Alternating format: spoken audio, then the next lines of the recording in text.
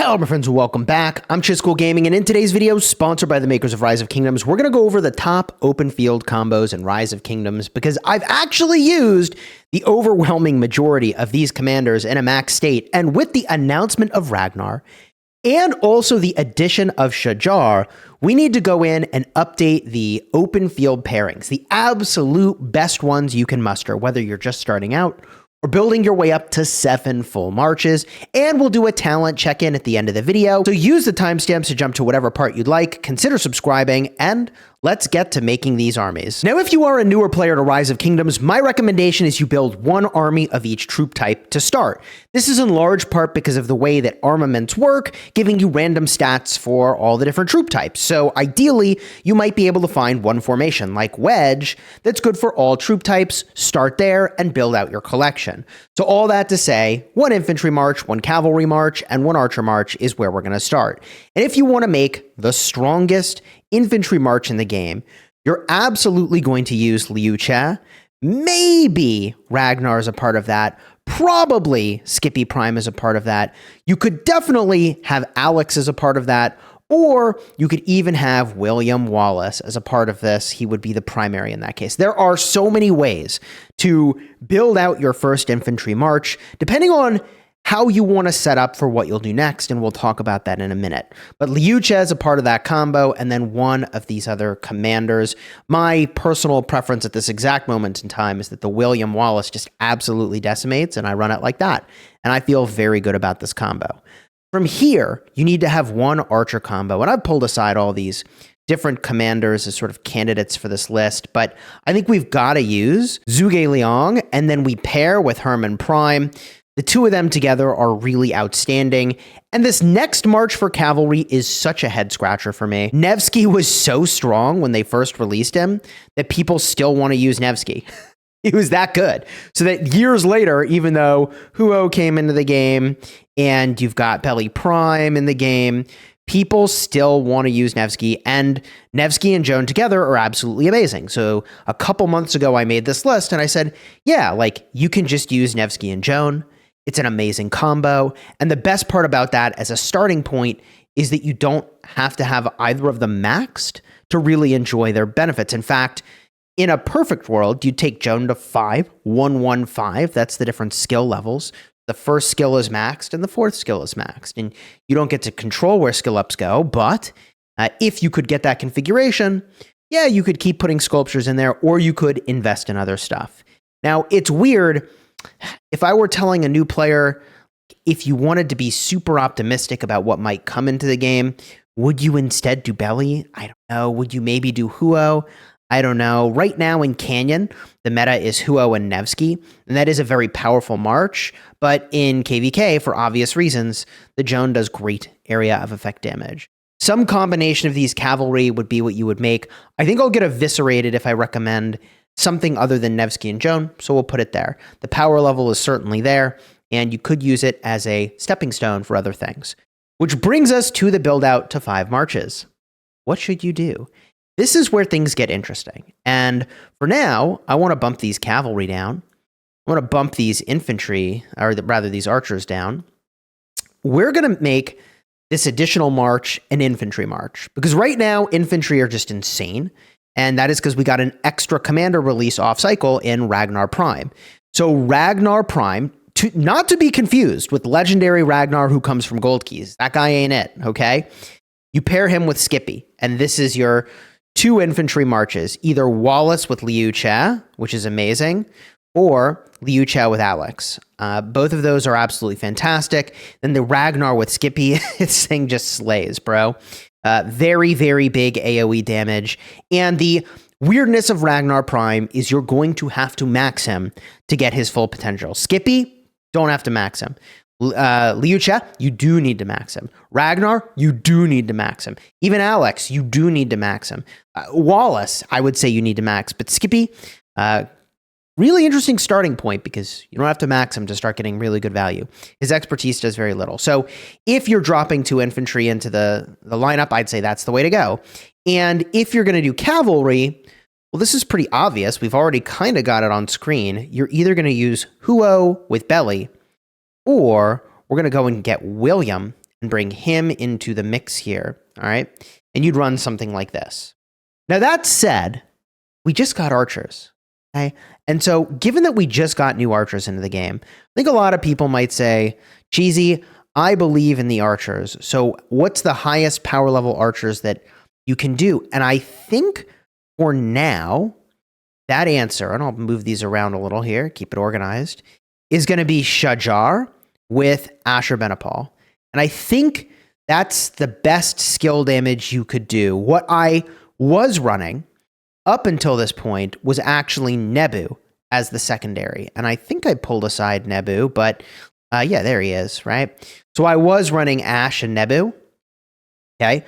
But I think Shajar, now that she's here, paired with Ash is probably the way to go. And this is, I think, the best 5-march combo you can do. Now, at this point, you do need to bring in a second cavalry march. So if you're going to bring in a second cavalry march, I think it's pretty obvious, as we were talking about already, you're going to do something with that Huo and either Belly or William to round it out, right? And I need to see, there's my Huo. Where had I put him? All right. So 6 marches and you start to look something like this. The developers did say they were going to maybe have 6 marches in Canyon in KVK. So if that eventually becomes a thing, I think the safest way to distribute your troops is 2 of each troop type. Easy to understand why that would be good, especially with city themes no longer having a downside. That's something that they covered or announced in a recent Q&A with the developers.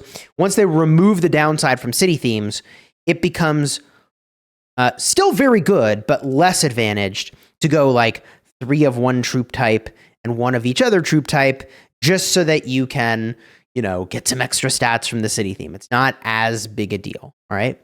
From here, though, we need to go in and add a 7th march. And if I were adding a 7th march right now, I don't think archers is where it's at. So I think you're either going to do that with cavalry or infantry. I think the best way to do that right now is going to be with infantry. And if you're going to use infantry to bring into the mix, it's got to be Guan. And I think you pair Guan with Skippy.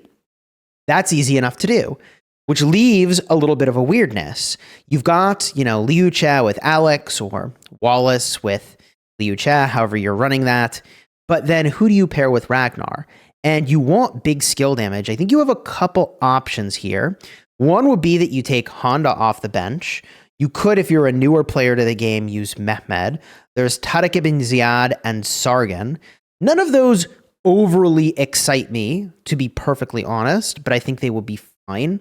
I feel like pairing with a leadership commander that's giving you extra troop capacity and amplifying your damage is probably the way to go. I mean, heck, even if you could generate rage fast enough, I even wonder if Julius Caesar as a secondary, I know this is like, you got to go get museum relics and it starts to add up. I think there's something you could do with any of these combos that would be pretty legit. If I were putting a troop onto the field right now for myself, I would use Sargon because I swarm garrisons. I already have him maxed. I would consider Honda Tadakatsu for the extra troop capacity, the damage over time synergy, additional area of effect damage, and a little bit of damage mitigation. I think the 2 might work pretty well together, although I'd need to test that in real field battling. Now, if you were to tell me, Chisgule, you know what? I want to see what it would look like to have 3 cavalry and 3 archers. This is where things get a little bit wacky, and I'm not going to pretend like I have the perfect answer for this, but I'll give you the best that I've got, all right? You've got a couple commanders you could bring in. I don't like XY. I don't have experience with Justinian, but I've heard that he's serviceable. So theoretically, you could bring these commanders in and you could do something like, XY with Belly Prime, okay? Or Justinian with Belly Prime. There are some options here for how you could run this, but you're going to keep the William in the lineup. That does not change. Belly definitely gets added in, and it's just a question of, okay, so who are you going to pair with the Belly? And Belly is not a good primary, so someone else needs to fulfill that role. You can get a lot of skill cycles with the XY, but the dude is just so squishy. So if you were to go up to 3 cavalry, I'd probably be looking at something like that, although I expect we will get cavalry soon, and then this will be less of a matter to discuss. In fact, what I would say would be really exciting and what you could do with 3 cavalry if you have Ragnar Prime, and if you're in a KVK where you can switch Ragnar's troop type, is I hear that Huo Ragnar might be actually just one of the best marches in the game. And if you do that, now you need to split up your other calves over here. So you could do something like, say, Joan with Belly, and then Nevsky with William, right? And then Huo with Ragnar Prime switch to calves. And then up over here, you'd bring your Guan back in the mix. All right. And this would be a really cool way to run it. And I think super, super powerful. In fact, similarly, if we're going to get a look at 3 archers and you're in a KVK where you can switch a troop type, ooh, Ragnar gets kind of exciting and kind of spicy. So I don't know what the best combo would be, but just to play around a little bit, all right, if you could do something spicy with Ragnar with archers, what would I do? I think one option would be to bring Nebu back, all right, and then put Ragnar as the secondary, and just boom. Huge AoE damage on that march. You could theoretically do some stuff with Esong in a lot of these combos, and, you know, like, for example, Shajar with Esong could be a thing. Ash with Esong could be a thing. I mean, the 50% skill damage boost is just incredible. The only thing I'm not messing with is my Zhuge Liang and Hermann Prime. Like, that march we know is just so good together. So leave it together. That's like a very, very easy choice here. So I think that's how I would do it. If I didn't have access to the Ragnar, or I wasn't in a KVK where I could switch it around, okay, I'd probably go in and I could consider doing Nebu with Esong as like a 3rd march. That march is very, very old. Depending on how you feel about this, you would consider using someone like Henry instead, who I erroneously did not have listed as a candidate. But Henry with Esong is something that people have done for a while. I personally prefer the additional AoE damage, but I think there's a bunch of ways you could run this final march. The other thing you could consider if you have it, although I would say it's not meta, is once again Boudica Prime. So you could bring Boudica Prime instead of the Henry. So you could do Boudica with Esong, Boudica with Nebu. Both of those would, I think, be fine combinations. All right. So I think right now, the best world is actually 3 infantry. And the only other thing we haven't really talked about is what if you do leadership? And bro, I don't know. At this point, do you do leadership?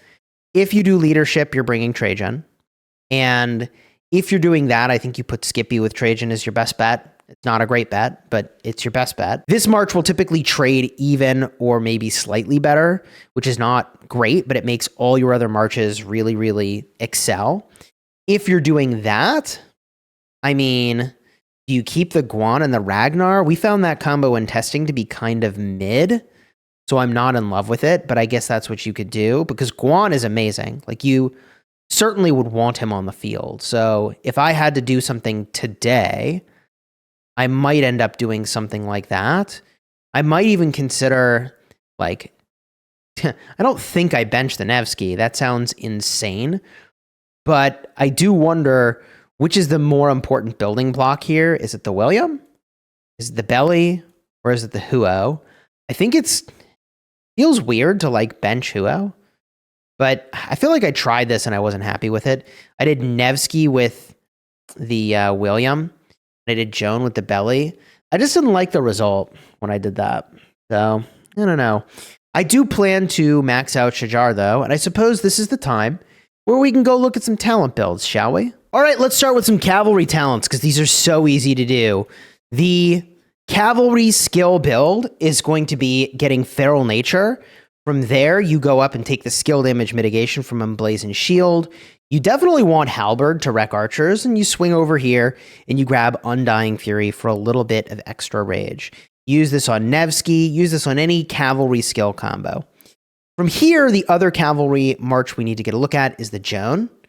And for the Joan, you're going to go into the support tree first 2 points into Rejuvenate due to the maximum amount of rage you can generate per turn being very low. It's 220. So 2 points here will get the job done. I put 2 points into Emergency Protection, which left me 4 points to put into Disarm for debuffs, 4 points for Emblazoned Shield, and 3 in Undying Fury. You could drop 1 point out of Disarm and put that into Emergency Protection. I swarm garrisons. For me, I feel like debuffs are really powerful, so I go for this talent-related debuff, which will stack with other types of debuffs being applied to the enemy. And that covers your Cavalry Talents. See, that was easy, because you're not going to use a Belly Prime. Don't do it. I didn't even level mine up. Don't do it. No, that's not a field march. That's like a trolling, rally, filler, hunting march. This is not what we're talking about, all right? From here, let's get a look at the archer builds, shall we? So for archers, you've got a pretty straightforward situation as well. You're going to go take the full skill tree. When I say full, I mean sort of the main line. You never take Latent Power or Naked Rage. I like the extra rage from Razor Sharp and the skill damage from Venomous Sting. I like the extra attack over here, and 1 point to elevated normal attack damage. GG easy. The reason you take the attack over the normal attack damage is that attack stat will enhance your skill damage. It also enhances your normals and your counters, all right? So that covers the Zhuge Liang option. If you're going to use Ashurbanipal, he also has the skill archer tree. He's got Conquering, but it's going to be the same sort of talents on either one. Same is also true of Nebu. Archer skill, I don't mess with the Conquering tree at all. I don't think you need to. Boudica Prime, if you are going to do that, is also Archer skill. Same story. The only thing that would be a little different if you were going with a Henry or a Herman Prime is that they've got the support tree. So in this instance, you put 2 points into Rejuvenate, 3 points into Emergency Protection. You just go straight to the top of the archer tree. Very, very easy build, and I think this is the way to go if you're going to be using this, for example, in Arc of Osiris for the hasty departure. The best players do this. Instead of using Zhuge Liang as the primary, they use Herman Prime as the primary, potentially an Arc, just to get this really big march speed boost when they're trying to get back to where the action is. Now, if you're going to use Shajar, she is Archer skill. This is a similar situation here where you run your build exactly like we showed you. When Shajar is the primary, then she does a bunch of damage. If she is the secondary, that's when her healing mode is activated, which we're not going to go for here. We're just going for big damage and also someone who is buffing your team, giving defense and normal attack boost to 3 marches. That's her march and then 2 others. All right. So that covers, I believe, all of the relevant archer talents, which brings us to the infantry talents. For infantry talents, if you're using Liu Cha as the primary, here's the build. I covered this in depth in a recent video for the best infantry combos, so I won't go too in depth on it in this video. If you are using the Guan, this is a pretty standard build for a skill plus infantry combo. The only time you might do something different is if you are, in fact, using Ragnar Prime as the primary. You would want to put points into Latent Power. Latent Power is damage over time enhancing. So because Ragnar Prime, as I described, gets so much damage over time from his expertise, that is a valuable thing. And also, in addition to wanting to get the talent, you're going to want to go and absolutely max him out rather than take him to a low number of skills. The expertise here has a payoff that is super, super worth. If you are going to use the Skippy as the primary, you've got 2 points into Rejuvenate, 3 into Emergency Protection. The rest of this infantry tree is fairly straightforward. From here, we can get a look at the Wallace. If you use him as the primary, you're going to go and I think this is a rally build. Do I have a field build? Yeah. No. This is a march speed related build that you could consider doing. I think I just use this in the field and it's slap. One option that you've got here would be to carve off these 3 points for Pack a Punch, drop them into some march speed instead. I think that would be super reasonable. And I think that pretty much covers the infantry. So that leaves us one final thing that we can talk about, I suppose. which would be the Trajan. I don't know if open field leadership will ever be pushed the way that it was in the past, but here's the build that I've been using. 2 points into Rejuve, 3 points into Emergency Protection, going for the mixed troop synergies, Armed to the Teeth, Armored to the Teeth, and whenever you use active skills, you get a bunch of defense. Because he's generating rage, you should activate your skills a lot. So this represents 20% defense over 4 seconds in your skill cycle, because this will activate on the primary and the secondary commander using their active skill. GG's, everybody. If you enjoyed the vid, throw a like on here, consider subscribing. This is what I would recommend for using in the open field. If I were battling in Kingsland today, I'd be using one of those combos that I recommended, my situation being a little wackadoodle because of my weird leadership gear, but you've heard me talk about that enough. If you want to see the last Rise of Kingdoms vid I did, where I talked about all of the upcoming changes, which are insane, by the way, including removing the debuffs from city themes, giving back resources at the end of KVK, check the card in the end screen. Be right over here. I think it's a really cool vid. I'm actually pretty hyped about a lot of those changes. I think you'll enjoy it.